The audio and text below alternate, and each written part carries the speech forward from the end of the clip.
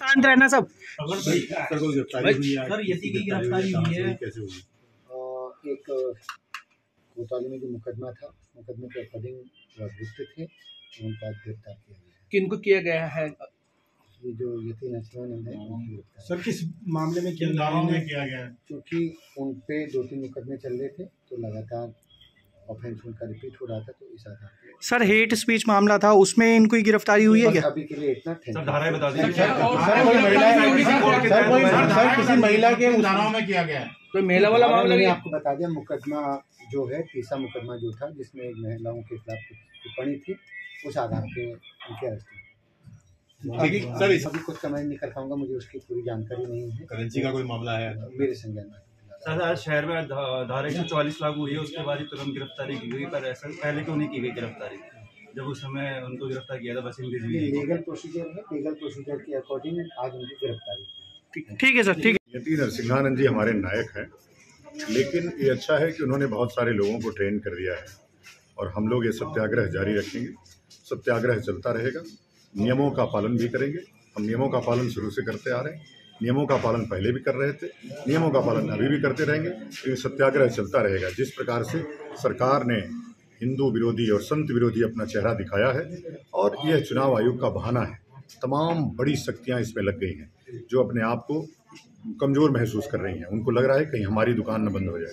दुकान बंद होने के खतरे वाले लोग सामने आ गए हैं। हमने मोर्चा खोला, मुख्यमंत्री का, हमारा नायक गिरफ्तार हो गया, लेकिन यहाँ सब नायक हैं। नायक हमने 21 बना रखे हैं, उसमें कोई पीछे हटने वाला नहीं है। गिरफ्तारी का हम विरोध करते हैं और ये अच्छी बात नहीं है कि गिरफ्तार किया गया। उन्होंने कोई ऐसा अपराध नहीं किया। अभी जिस अपराध में उन्होंने गिरफ्तार किया वो निंदनीय था। कोई महिला को खोज के ले आए, उन्होंने कहा कि हमारा अपमान किए, महिलाओं को गाली दिए। यति नरसिंहानंद जी महाराज सबका सम्मान करने वाले महात्मा हैं, सबका सम्मान, बहुत सम्मान। प्रतिकार सभा का रूप जो दिन में था, वही प्रतिकार सभा यज्ञ के माध्यम से हम प्रतिकार करने की बात पहले दिन कहे।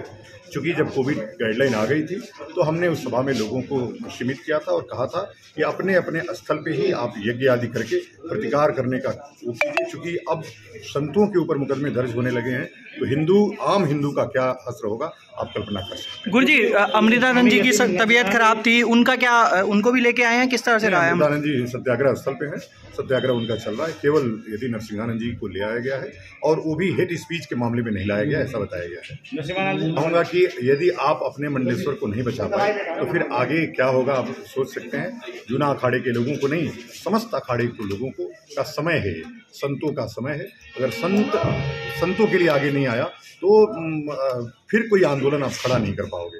और ऐसे ही सरकारें, ब्यूरोक्रेसी आपका दमन करती रहेगी, आप उसको झेलते रहोगे। अखाड़ा परिषद तो साइलेंट है इस मामले में। अखाड़ा परिषद को खुले मैदान में आना चाहिए।